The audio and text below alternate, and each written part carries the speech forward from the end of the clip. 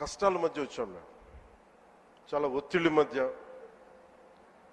ఒక 5 సంవత్సరాలు ప్రత్యేకించి నేను 2014 నుంచి రాష్ట్ర విభజన జరిగినప్పటి నుంచి ఆంధ్రప్రదేశ్ అభివృద్ధి బాగుండాలని ఆకాంక్షించే వ్యక్తిని.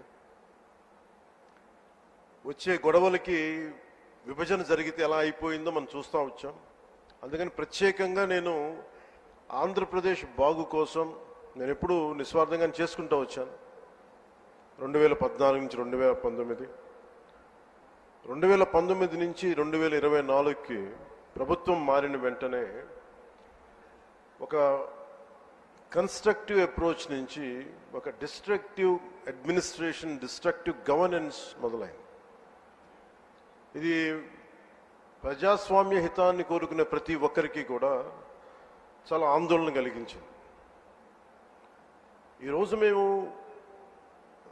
గౌరవ ముఖ్యమంత్రి గారి నాయకత్వంలో సాధించినవన్నీ చెప్పబోయే ముందు అసలు ఈ పరిస్థితికి ఎలా వచ్చాం, మీకు కూడా ముఖ్యంగా అధికారులు ఉన్నారు, గౌరవ శాసనసభ్యులు ఉన్నారు, ఒకసారి మనం గుర్తుకు తెచ్చుకోవడం చాలా చాలా అవసరం. ఎందుకంటే మనం చాలా త్వరగా మర్చిపోతాం. మన మీద కూడా చాలా బాధ్యత ఉంది. అవన్నిటినీ ఒకసారి గుర్తు తెచ్చుకొని మళ్ళీ మనం వచ్చే సంవత్సరానికి ఇంకెంత బాగా చేయగలం అన్న దానికోసం మీకు తెలియజేస్తున్నాను.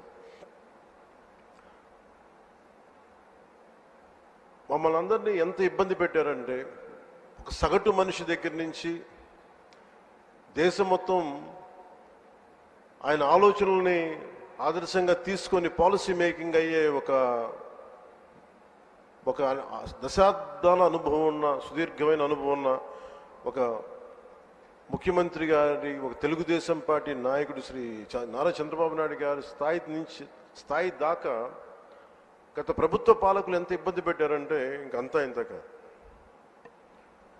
ఎంత వికృతంగా తయారయ్యారంటే ఏదైనా మాట్లాడాలంటే భయం. అధికార వ్యవస్థ ఒక భయం గుప్పిట్లో చిక్కుకుపోయారు. నేను అడిగేవాడిని చాలామంది అధికారులు, ఎందుకు మీరేం మాట్లాడలేదని. నాకు అర్థమైంది ఏంటంటే, మేము వచ్చిన తర్వాత నిజంగా రాజకీయ వ్యవస్థ కానీ బాధ్యతతో లేకపోతే అధికార యంత్రాంగం కూడా ఏమీ చేయలేదు, నిస్సహాయంగా చూస్తూ ఉండడం తప్ప అనేది మేము ప్రత్యక్షంగా చూసాం, అనుభవంలోకి వచ్చింది.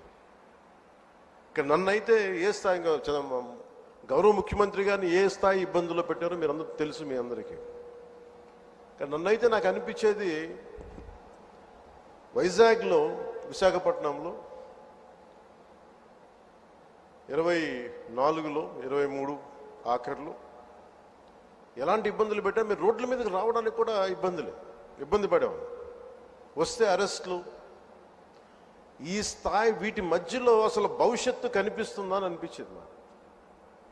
అసలు ఆంధ్రప్రదేశ్కి వెలుగు అనేది వస్తుందా? ఇలా భయం గుప్పిట్లోనే బతకాల? వాళ్ళ ఇష్టానికి చట్టాలు, ఇష్టాలకి బెదిరింపులు, నోటికి ఏదొస్తుంది మాట్లాడటాలు, ఇవన్నీ చూసిన తర్వాత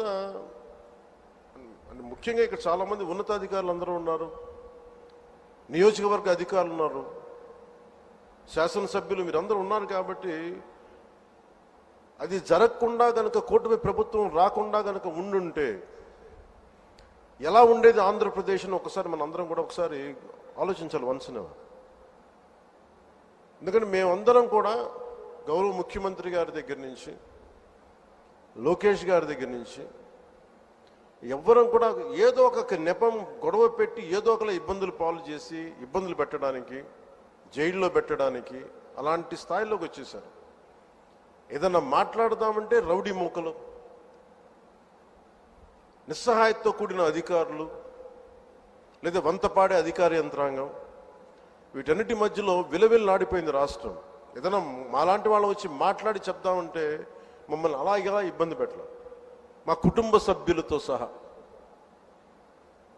వీటన్నిటి నేపథ్యంలో ఎన్డీఏ ప్రభుత్వం, సుదీర్ఘమైన అనుభవం ఉన్న చంద్రబాబు గారి నాయకత్వంలో తెలుగుదేశం పార్టీ, భారతీయ జనతా పార్టీ, జనసేన, ఇవన్నీ కలిసి కూటమి ప్రభుత్వాన్ని ఏర్పాటు చేయడానికి, నిలబెట్టడానికి ముఖ్య ఉద్దేశం ఒక సుపరిపాలన అందించాలి. అడ్మినిస్ట్రేషన్ విత్ అన్ అకౌంటబిలిటీ, ఒక రెస్పాన్సిబిలిటీ తోటి ముందుకెళ్ళాలి అన్న ఉద్దేశంతో మేమందరం ముందుకు వచ్చాం. ప్రజలు దాన్ని గుర్తించారు, ఆదరించారు. ఈ ప్రభుత్వానికి ఈ కూటమి ప్రభుత్వానికి అండగా నిలబడ్డారు. ఆంధ్రప్రదేశ్ ఇప్పుడు స్వర్ణాంధ్రప్రదేశ్ దిశగా అడుగులు వేస్తుంది. ఈ మార్పు తీసుకురావడానికి ఒక యుద్ధమే చేయాల్సి వచ్చింది. ఆ పోరాటానికి ఫలితం వచ్చి ఏడాది పూర్తయింది. చీకటి నుంచి వెలుగులోకి ఇప్పుడిప్పుడే వస్తున్నాం. ముందుగా రాష్ట్ర ప్రజలకి తెలుగుదేశం, భారతీయ జనతా పార్టీ, జనసేన కూటమికి అద్భుత విజయాన్ని అందించిన రాష్ట్ర ప్రజలకి ఈ సుపరిపాలనకి ఏడాది వచ్చిన సందర్భంగా మేము మీకు ప్రత్యేకంగా కృతజ్ఞతలు తెలియజేస్తున్నాం. రాష్ట్ర ప్రజల రుణం తీర్చుకునేందుకు గౌరవ ప్రధాని శ్రీ నరేంద్ర మోదీ గారి మార్గనిర్దేశకత్వంలో, పాలనలో అపార అనుభవం కలిగిన గౌరవ ముఖ్యమంత్రి శ్రీ చంద్రబాబు నాయుడు గారి నాయకత్వంలో కూటమి ప్రభుత్వం నిరంతరాయంగా కృషి చేస్తూనే ఉంది. ఒకవైపు కుదేలైన ఆర్థిక వ్యవస్థ, అస్తవ్యస్త విధానాలతో ఉన్న ఈ నడిపిన ప్రభుత్వాన్ని తిరిగి గాడిని పెట్టడానికి గౌరవ ముఖ్యమంత్రి గారి అపారమైన అనుభవం మా అందరికీ ఎంతో బలాన్ని ఇస్తూ ఉంది. అలాగే గౌరవ ప్రధానమంత్రి శ్రీ నరేంద్ర మోదీ గారి కేంద్రం నుంచి అందిస్తున్న సహాయ సహకారాలతోటి, ముఖ్యమంత్రి గారి పాలనా దక్షతతోటి, మంత్రివర్గ సహచరుల మద్దతుతోటి స్వర్ణాంధ్రప్రదేశ్ విజన్ 2047 వికసిత్ భారత్ లక్ష్యాల సాధన దిశగా ముందుకు వెళ్తూ ఉంది. ఈ మధ్యనే మనం 11వ అంతర్జాతీయ యోగా దినోత్సవం